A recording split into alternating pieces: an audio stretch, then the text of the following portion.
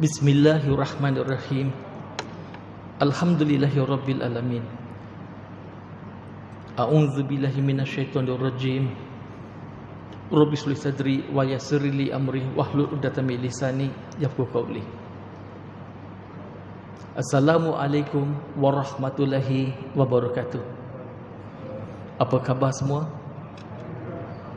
Kita doakan semoga tuan-tuan, puan-puan, seisi keluarga semua berada dalam keadaan yang sihat dan selamat insya-Allah, dan dikurniakan dengan iman dan takwa insya-Allah. Dan bagi kita yang mana ada di antara ahli keluarga kita yang mungkin dalam keadaan ada sakit dan sebagainya, kita doakan semoga Allah memberikan kekuatan kepada mereka dan disembuhkan dengan segera insya-Allah, dan dipermudahkan segala urusan insya-Allah. Tuan-tuan dan puan-puan yang dirahmati Allah Subhanahu Wa Taala, seperti mana yang kita lakukan dalam siri-siri sebelum ini, iaitu berdakwah dalam masyarakat majmuk, hari ini sampailah giliran untuk kita melihat sedikit sebanyak apakah pendekatan-pendekatan yang boleh kita gunakan, khususnya apabila kita nak berdakwah dengan orang-orang yang beragama Hindu. Kalau pada sesi yang sebelum ini kita telah membincangkan tentang menyampaikan dakwah kepada orang-orang Kristian dengan melihat apa itu asas-asas kepercayaan dalam agama Kristian dan bagaimana kita boleh mendekati orang-orang Kristian. Dan pada sesi yang akan datang insya-Allah kita akan membicarakan tentang pendekatan dakwah kepada orang-orang Cina sebagai contoh.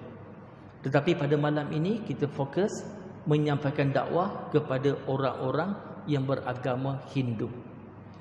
Kalau kita lihat di Malaysia secara umumnya, orang-orang India, penduduk orang-orang India di Malaysia ni lebih kurang 9%, ataupun cara kasarnya 1/10. Itu cara kasarnya. Dan bila kita sebut orang-orang India, kalau di Malaysia umumnya bagi kita akan lihat daripada suku kaum Tamil. Suku kaum Tamil daripada Tamil Nadu, iaitu India Selatan. Tetapi kalau kita lihat di Malaysia, terdapat juga suku kaum yang lain.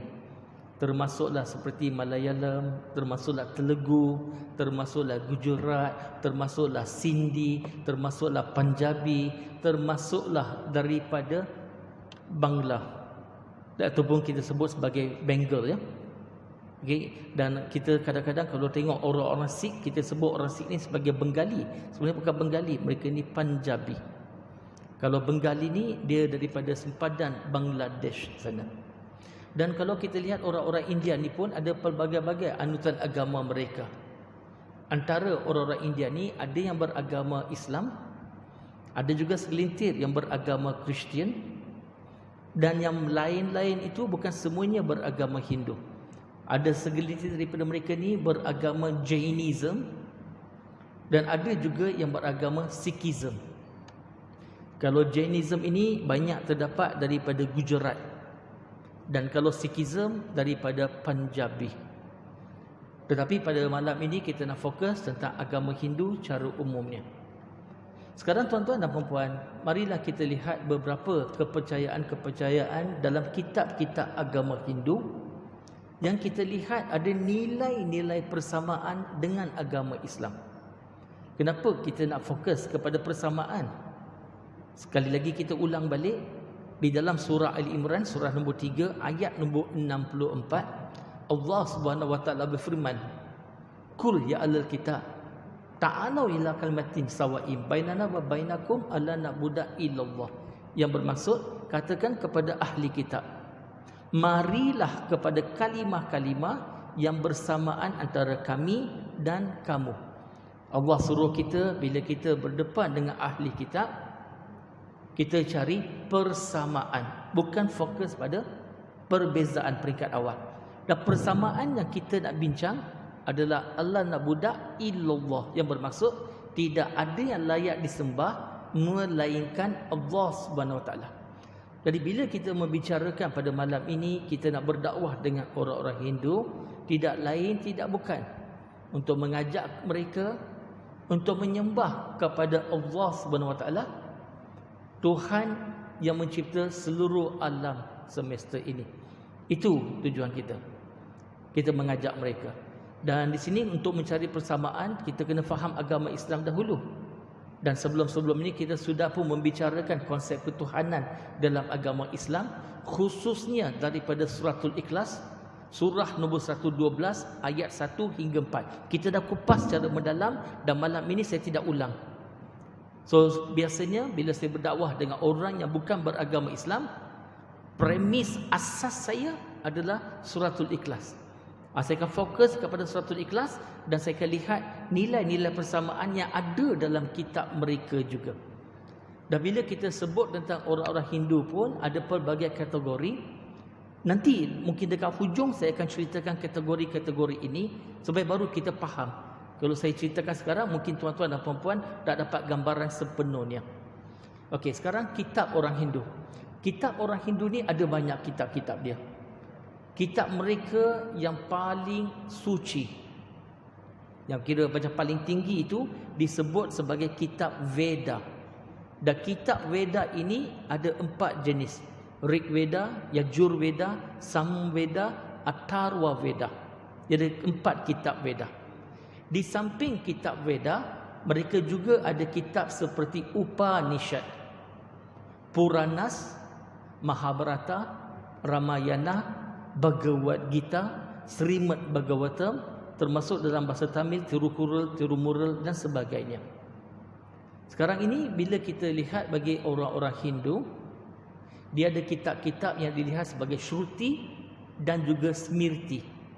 Shruti bagi mereka itu ialah apa yang datang daripada Tuhan, dan Smriti adalah tafsiran kepada Shruti tadi. Ini saya bagi ringkas untuk kita faham saja, untuk pemahaman kita.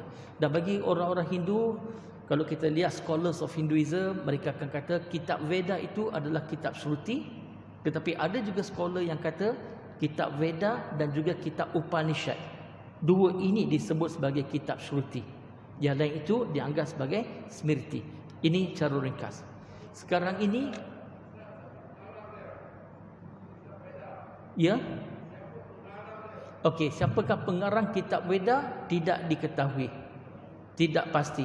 Bilakah kitab Veda ini disampaikan? Tidak dipastikan. Ada scholars of Hindu dia kata lebih daripada 3,200 tahun. Ada yang kata 4,000 tahun. Ada yang kata lebih 5,000 tahun. Ada yang kata even lebih daripada itu. Tetapi siapakah pengarang kitab Veda? Tidak pasti. Kalau kita sebut Veda pun secara ringkasnya ialah apa yang didengar. Kalau kita lihat cara ringkasnya, kalau Veda ini kita sebut sebagai rishi. Rishi ni macam kalau dalam bahasa kita untuk mudah kita faham, pendeta-pendeta. Mereka ni biasanya akan pergi ke kawasan pergunungan dan bertapa di situ. Dan semasa mereka bertapa, mereka mendengar. Dan apabila mereka mendengar, mereka pun turun dan mereka menyampaikan kepada kaum mereka ajaran-ajaran yang mereka dapati. Sebagai satu perbandingan. Kalau kita lihat di dalam agama Islam, Nabi Muhammad SAW adalah Nabi yang terakhir. Nabi Muhammad mendapat wahyu iaitu Al-Quran secara beransur-ansur, sedikit demi sedikit dalam tempoh 23 tahun. Tetapi kalau Nabi-Nabi dulu sebelum Nabi Muhammad SAW, mereka mendapat wahyu sekaligus. Dan kita lihat Nabi-Nabi dulu seperti mana Nabi Muhammad SAW mendapat wahyu apabila mereka, kita sebut sebagai uzlah ya, di dalam gua mereka sendirian, okey, dan dapat wahyu. Begitu juga kalau kita Nabi Muhammad SAW mendapat wahyu pun di Gua Hira sebagai contoh. Ini saya nak bagi satu perbandingan. Jadi kita lihat ada persamaan. Kenapa boleh ada persamaan-persamaan begini? Saya ingat nak bincang ni hujung nanti, tetapi tak apa, saya bagi tahu awal-awal sebab dah ditanya soalan, insya-Allah. Kalau kita lihat di dalam surah Fatir, surah nombor 35 ayat nombor 24, dan juga dalam surah An-Nahl surah 16 ayat 36 Surah Ar-Ra'd surah 13 ayat nombor 7. Allah Subhanahu wa taala berfirman yang bermaksud kepada setiap kaum, setiap umat telah kami hantar utusan untuk memberi peringatan, untuk melakukan kebaikan dan jangan melakukan tagut, untuk beriman kepada Allah dan jangan melakukan tagut. Jadi kalau kita lihat sebelum Nabi Muhammad sallallahu alaihi wasallam, setiap kaum, setiap umat adalah utusan-utusan yang diutus kepada mereka.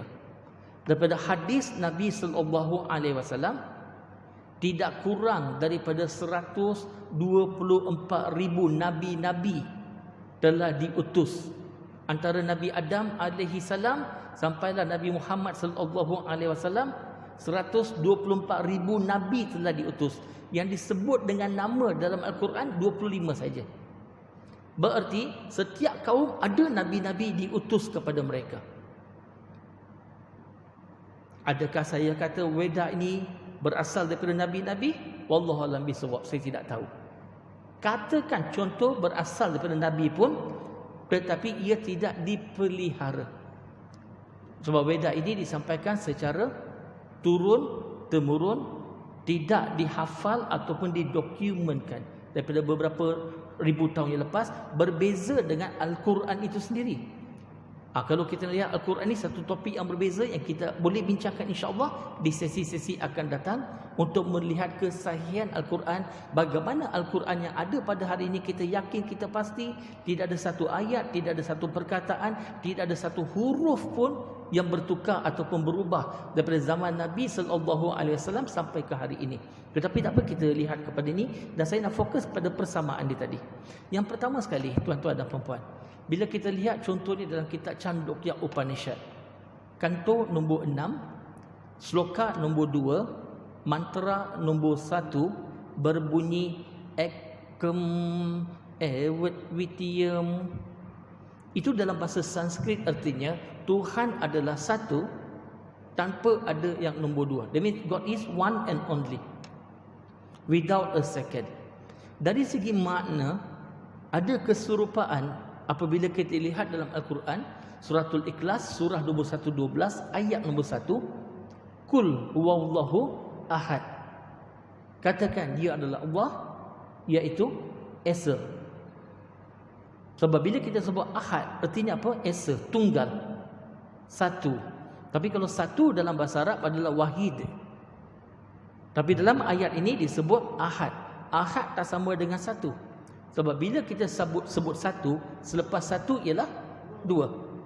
Tetapi bila sebut ahad, dia satu, tak ada dua.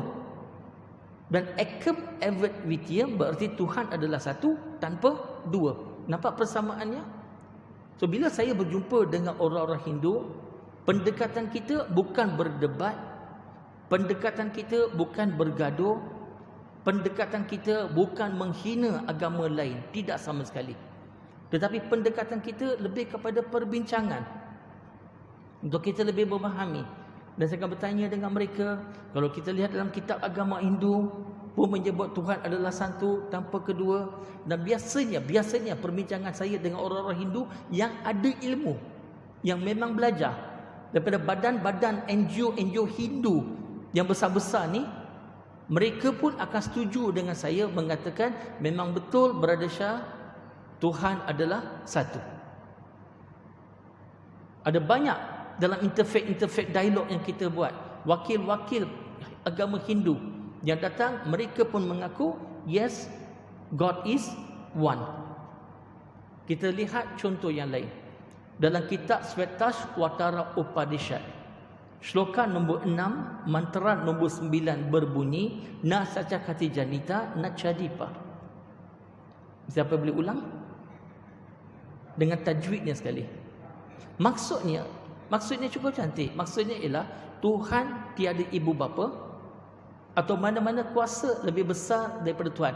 Tak ada satu apa pun lebih besar daripada Tuhan. Sekali lagi kita lihat ada keserupaan dengan Suratul Al-Ikhlas ayat nombor 3. Lam yalid wa lam yulad.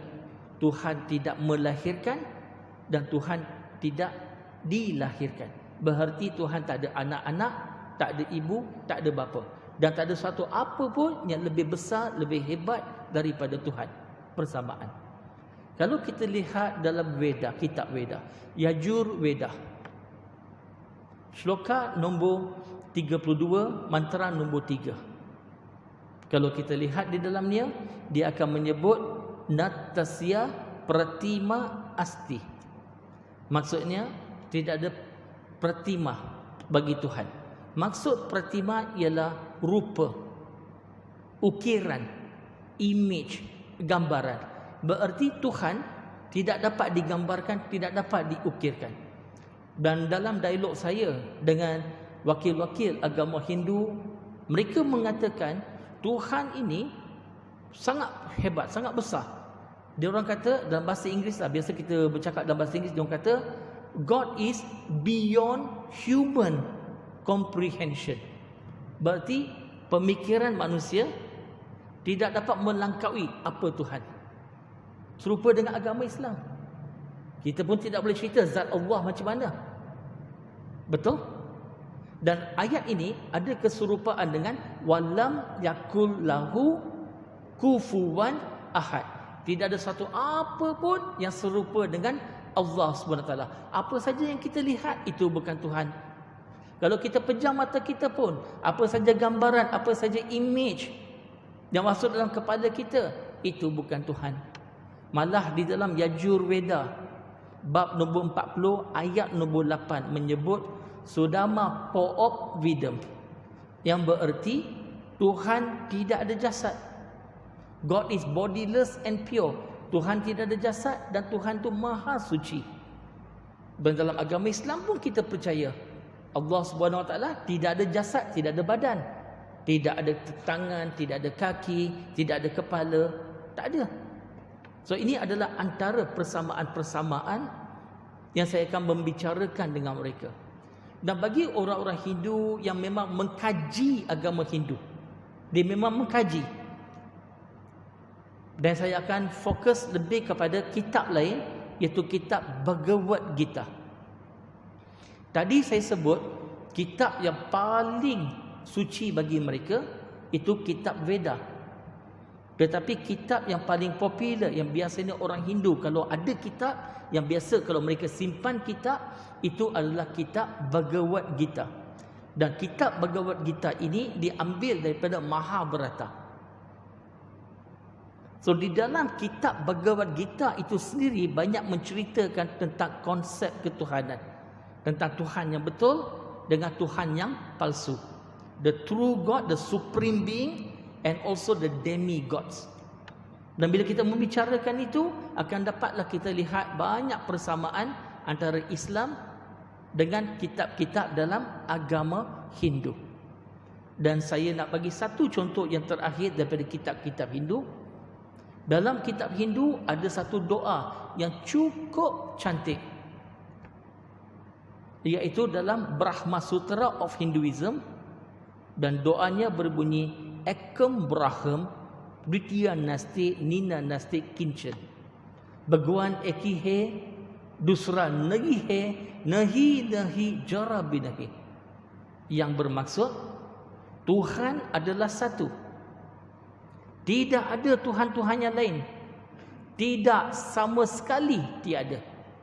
Kalau kita terjemahkan ini dalam bahasa Arab, apakah bunyinya tuan-tuan dan puan-puan? La ilaha illallah.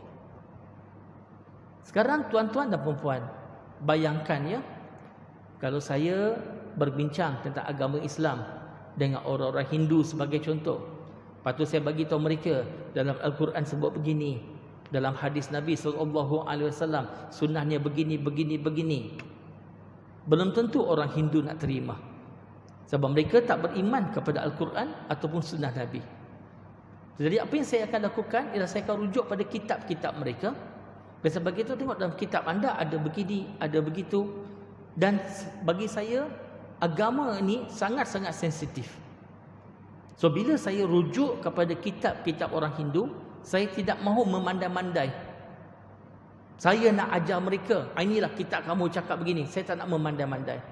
Jadi bila saya rujuk pada kitab mereka, saya ada kitab-kitab dia. Saya akan tunjukkan kitab itu. Lepas tu saya akan bagi tahu dia, ni apa maknanya? Ini apa maknanya? Dan saya biar dia terangkan. Dan dengan cara itu berlakulah dialog. Dan apa pun dia cakap, kita jangan lawan cakap dia. Tapi kita sampaikan. Kita sampaikan, kita sampaikan. Sekarang marilah kita lihat beberapa kepercayaan-kepercayaan di kalangan orang-orang Hindu. Kalau hari ini, saya tak kata semua orang Hindu ya, tetapi saya kata ramai orang Hindu ada kepercayaan tentang konsep Trimurti dengan Trisakti. Bila kita sebut Trimurti, mereka percaya kepada Tuhan Brahma, Vishnu, Shiva. Brahma ini adalah Tuhan yang mencipta seluruh alam semesta. So Brahma ni the creator, the generator. Vishnu pula adalah Tuhan yang mentadbir sekalian alam, the sustainer, the operator. Dan Shiva adalah Tuhan pemusnah, the destroyer. So bagi orang Hindu, dia ada konsep God, G-O-D, generator, operator, destroyer. Ini satu lagi persamaan yang ada dalam agama Islam. Dalam agama Islam pun kita percaya dan kita beriman Allah Subhanahu Wa Taala yang mencipta seluruh alam semesta ini, betul? Dan Allah Subhanahu Wa Taala yang mentadbir sekalian alam ini. Dan Allah Subhanahu Wa Taala yang akan memusnahkan seluruh alam semesta ini pada hari kiamat. So dalam agama Islam pun kita ada generator, operator, destroyer, tetapi oleh Allah Subhanahu Wa Taala. Sekarang kalau kita lihat daripada segi bahasa Sanskrit, bila sebut Brahma dalam bahasa Sanskrit, translation dia adalah the creator. Brahma bererti maha pencipta.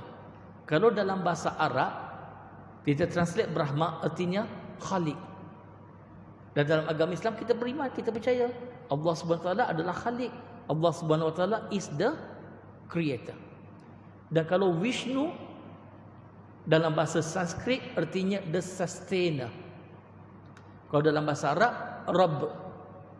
Dan kita beriman, kita percaya Allah Subhanahu Wa Taala adalah Rabb. Boleh faham maksud saya? Sekarang Trimurti tadi ada pasangan dia, iaitu disebut sebagai Trisakti. Sekarang kita lihat dalam Trisakti juga ada 3, iaitu Saraswati, Lachumi, Parvati. Kalau Saraswati itu adalah Tuhan di mana ilmu, dia adalah Tuhan yang memberi ilmu. Maka ilmu semua adalah daripada Saraswati. Dalam agama Islam kita percaya Allah SWT adalah Al-Alim. Semua ilmu daripada Allah SWT. Dan Lakshmi adalah Tuhan yang memberikan rezeki. Dalam agama Islam kita percaya semua rezeki datang dari Allah Subhanahu Wa Taala, Ar-Razzaq. Dan Parvati dikenali sebagai Aman, itu ibu, juga sebagai Shakti, iaitu yang berkuasa. Dan dalam agama Islam kita percaya yang maha berkuasa, Allahu Akbar, tidak lain tidak bukan Allah Subhanahu Wa Taala. Jadi bila kita, ini pengamatan saya pula. Sekarang saya cerita pengamatan saya. Saya lihat bila kita lihat tentang konsep macam Trimurti, Trisakti dan sebagainya, itu adalah menjurus kepada nama-nama Allah Subhanahu Wa Taala, sifat-sifat Allah Subhanahu Wa Taala. Kita sebagai orang Islam, kita tidak boleh membicarakan, akal kita tidak dapat melangkaui zat Allah. Tetapi yang kita boleh bicarakan adalah nama-nama Allah. Allah adalah Maha Pengasih, Allah adalah Maha Penyayang, Allah adalah Maha Mengetahui, Allah adalah Maha Pengampun, Allah Maha Melihat, Allah Maha Mendengar, Allah Maha Memberi rezeki. Sebagai contoh, kita bercerita tentang nama-nama Allah Subhanahu wa taala. Kita biasa sebut 99 nama-nama Allah sebagai contoh. Okey, kita kembali pada perbincangan kita. Jadi sekarang ini bila saya berjumpa dengan orang-orang Hindu dan mereka cerita tentang konsep ketuhanan mereka, dan saya akan bagi tahu mereka dalam agama Islam inilah antara nama-nama Allah SWT. Inilah sifat-sifat Allah SWT. Dan saya tunjukkan persamaan-persamaan di situ. Dan tujuan nak tunjukkan persamaan, nak bagi tahu mereka, nak buka perbincangan sebenarnya. Dan kemudian kita akan bagi tahu sebenarnya Tuhan adalah satu. Bukannya banyak, tapi Tuhan adalah satu. Dan insya-Allah pada sesi yang akan datang bila kita membicarakan tentang kepercayaan orang-orang Cina, kita akan dapat lihat satu persamaan sekali lagi. Tapi saya tak bicara sekarang, kita bicara pada sesi yang akan datang. Kita akan lihat ada satu lagi persamaan. So di sinilah bagi saya bila berjumpa dengan orang-orang Hindu, saya membicarakan dan ambil nilai-nilai persamaan seperti ini. Dan seterusnya tuan-tuan dan puan-puan yang dirahmati Allah Subhanahu wa taala. Okey, masa terlalu pendek, sekarang saya tengah nak ringkaskan balik. Okey, bila cerita tentang ni, di kalangan orang-orang Hindu saya dapati ada beberapa jenis. Okey, ada antara orang Hindu yang saya pernah berjumpa. Okey, ada antara mereka akan sembah berhala, betul? Ada antara orang Hindu dia akan anggap berhala itu sendiri sebagai Tuhan. Ada. Mereka sembah lembu sebagai Tuhan, kera sebagai Tuhan, ular sebagai Tuhan. Ada segelintir orang Hindu begitu. Tetapi ramai daripada orang-orang Hindu yang saya jumpa, mereka akan bagi tahu saya berhala itu sendiri bukan Tuhan, tetapi satu perantaraan, nak fokus kepada Tuhan. Mereka kata Tuhan adalah satu. Dan mereka pun setuju Tuhan tak ada rupa.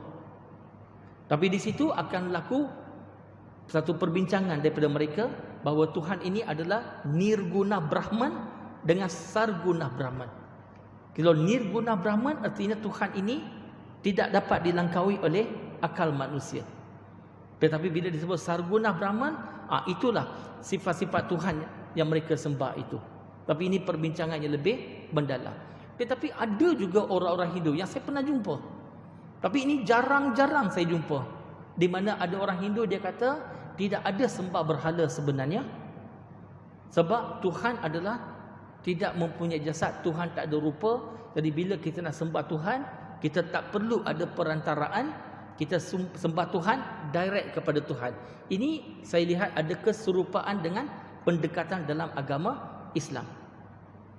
Okey. Ini perbincangan saya bila berjumpa dengan orang-orang Hindu dan saya cuba berlaku adil menyampaikan apa kepercayaan mereka. Dan fokus di sini tuan-tuan dan puan-puan, bukan kita nak menghina mana-mana agama. Kalau kita jumpa orang-orang Hindu dan nada kita adalah seolah-olah memperlekehkan kepercayaan mereka, mereka biasanya bukan semakin dekat dengan Islam. Mereka mungkin akan semakin membenci, semakin meluat, semakin melawan dengan Islam. So bila kita berbincang tentang agama, ingat agama ni sangat-sangat sensitif. So berbincang dengan penuh hikmah insya-Allah. Dan seterusnya bila berdakwah dengan orang-orang Hindu, pelbagai persoalan mereka timbulkan kepada saya tentang agama Islam. Antaranya mereka sebenarnya banyak salah faham tentang agama Islam. Dan inilah tanggungjawab kita untuk membetulkan. Dan kita pun banyak salah faham tentang agama Hindu pun ada. Bukan saja mereka yang salah faham tentang Islam. Ada waktu kita pun salah faham dengan mereka. Nanti saya bagi contoh kalau ada kesempatan. Okey, yang pertama sekali. Antara orang Hindu, mereka tanya dengan saya, mereka kata, orang Islam kata orang Hindu ni sembah berhala. Tetapi penyembah berhala paling besar di dunia tidak lain tidak bukan orang Islam sendiri. Dan orang Islam ni menyembah Tuhan yang berwarna hitam. Ada kotak hitam di Mekah merujuk kepada Kaabah. Mereka kata orang Islam menyembah Kaabah. Dan ada antara mereka akan timbulkan lebih mendalam lagi tentang Hajarul Aswad. Bila mereka kata orang Islam sembah Kaabah, macam mana kita nak jawab? Ada antara orang Hindu, ini dah banyak kali mereka bagi tahu saya, Mereka kata agama Islam ni agama tak bagus. Ini ada beberapa kali orang Hindu cakap dengan saya. Dia kata Islam tak bagus. Maka saya pun tanya, kenapa awak kata Islam tak bagus? Bila mereka kata Islam tak bagus, kita jangan marah. Kalau kita marah, tak berlaku perbincangan. Walaupun mereka kata Islam tak bagus, walaupun mereka macam menghentam Islam, kita kena banyak bersabar, dengar dulu soalan mereka dan kemudian betulkan salah faham mereka. So saya tanya, kenapa awak kata Islam tak bagus? So dia kata sebab dalam agama Islam awak makan binatang. Binatang ni pun nak hidup. Binatang ni pun ada keluarga. Boleh jadi kambing yang anda sembelih, ayam yang anda sembelih, itu adalah bapa. Bila awak sudah sembelih, apa berlaku pada anak-anak dia? Lepas tu dia sambung lagi. Dia tanya balik pada saya, apa perasaan awak kalau ada orang sembelih mak atau bapa awak? Yes, so macam mana nak jawab? Ataupun yang ketiga, berkaitan dengan nombor 2 tadi. Mereka kata cara orang Islam sembelih binatang pun kejam, dia kata. Khususnya masa musim haji. Mereka lihat dalam TV, orang-orang Islam sembelih lembu. Bagi mereka lembu ni sangat sensitif. Sangat sensitif. So mereka lihat adalah 5-6 orang akan kerumun seekor lembu. Kemudian mereka akan bergusti dengan lembu tadi. Macam WWE. Handicap tag team match 6 lawan 1. Mereka bergusti dengan lembu, lembu tu pun jatuh, lalu mereka pun ambil pisau dan mereka pun sembelih. Lepas tu darah memancut-mancut keluar. Dan mereka pun jerit Allahu Akbar, Allahu Akbar. Dan kemudian lembu itu untuk 5 minit, 10 minit akan menendang-menendang. Kaki dia menendang-nendang, menahan kesakitan. So dia kata cara orang Islam sembelih binatang sangat kejam. Kalau di barat pun dia pun makan binatang, tapi dia guna stun gun. Dia tembak aja, dalam beberapa saat binatang tu mati. Tak adalah binatang itu menderita. So macam mana kita nak jawab soalan-soalan ini? Okey, saya jawab cepat-cepat sedikit sebab masa kita pun tinggal beberapa minit saja lagi. Yang pertama tuan-tuan, bila mereka kata orang Islam sembah Kaabah, maka saya akan jawab balik. Dalam agama Islam, kita hanya menyembah Tuhan saja, Allah. Kalau siapa-siapa menyembah selain dari Allah, itu syirik. Syirik masuk neraka. Kalau ada orang Islam sembah Kaabah, itu syirik masuk neraka. So starting saya akan bagi tahu, kalau sembah Kaabah, masuk neraka. Orang Islam takkan sembah Kaabah. Tetapi Kaabah ini hanya sebagai kiblat, direction. Sebab Islam adalah agama yang menyatukan umatnya. Bila sampai je waktu solat, seluruh muka bumi ada je orang solat, semua akan solat pada kiblat yang sama. Kalau tak ada satu kiblat, kita akan bergaduh. Which direction kita nak sembah? So dalam Islam tak ada berlaku pergaduhan sebab kita dah jelas ada satu kiblat. So Islam menyatukan umat dia. Apakah bukti orang Islam tidak sembah Kaabah? Bukti pertama, di zaman Nabi SAW, kiblat pada awalnya adalah Masjid Al-Aqsa. Kemudian Allah perintahkan tukar kiblat kepada Makkah, kepada Kaabah. Ini disebut, dirakamkan dalam surah Al-Baqarah, surah nombor 2, ayat 125 dan ayat nombor 144. Itu bukti pertama. Bukti kedua, orang yang sembah berhala, dia tak akan pijak berhala dia. Saya tanya ada orang Hindu, kalau awak ada patung berhala tadi, Tuhan awak pijak tak? Dia kata kita tak akan pijak. Tapi orang Islam zaman berzaman naik atas Kaabah, bumbung Kaabah, laungkan azan dan sebagainya. Berartinya apa? Kita memijak Kaabah. Itu bukti kedua. Bukti ketiga, saya tanya orang-orang Hindu, kalau ada gambar-gambar Tuhan-Tuhan kamu pijak tak gambar Tuhan? Mereka kata kita takkan pijak gambar Tuhan. Tetapi orang Islam, setiap hari orang Islam, beratus-ratus orang Islam memijak gambar Kaabah yang ada di atas sejadah. Bila kita jalan, kita pijak gambar Kaabah. Itu menunjukkan kita tak sembah Kaabah. Bukti keempat, kalau dengan teknologi moden, katakan dengan helikopter, kita ambil Kaabah, kedua, kita ambil bangunan Kaabah tu, kita letaklah dekat dataran Merdeka. So sekejap lagi kita nak solat Isyak, adakah kita tetap menghadap Mekah ataupun kita menghadap Kaabah di dataran merdeka.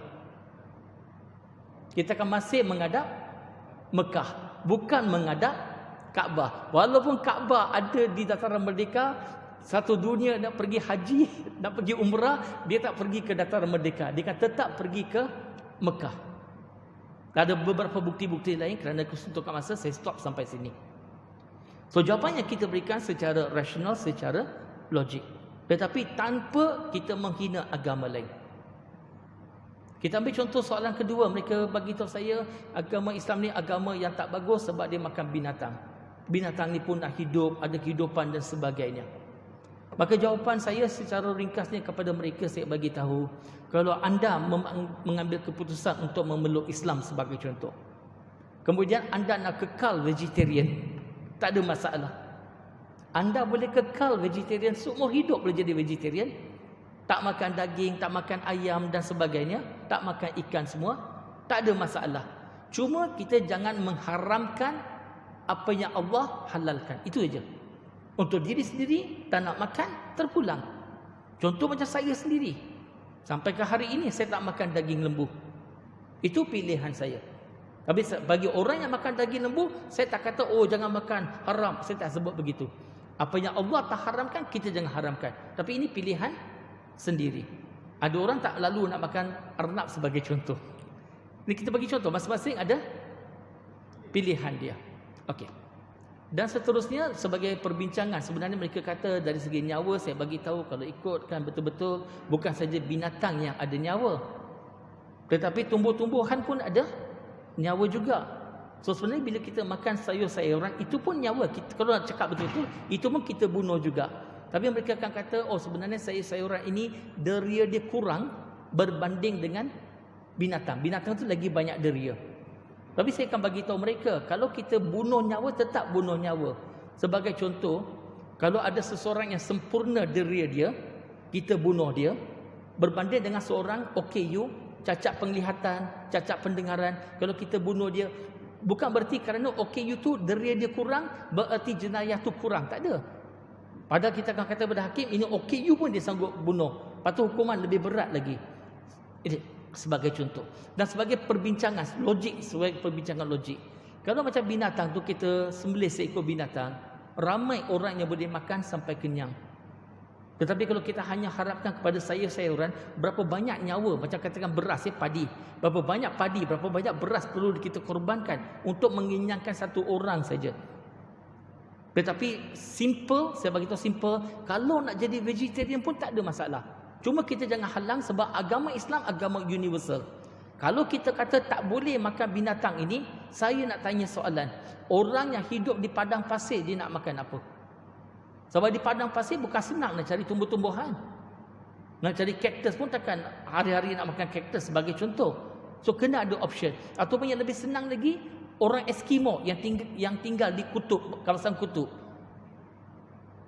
Kalau tak boleh nak makan binatang contohnya, mereka nak makan apa sebagai contoh?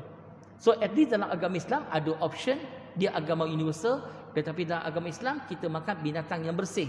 Binatang kotor kita tak makan. Sebab itu dalam Islam ada larangan makan khinzir dan juga makan binatang-binatang maging, carnivorous. Okey, so ini saja masa yang ada tuan-tuan dan puan-puan. Okey, ada satu lagi soalan saya tak sempat nak jawab. Kita tengok di lain masa insya-Allah kalau ada kesempatan.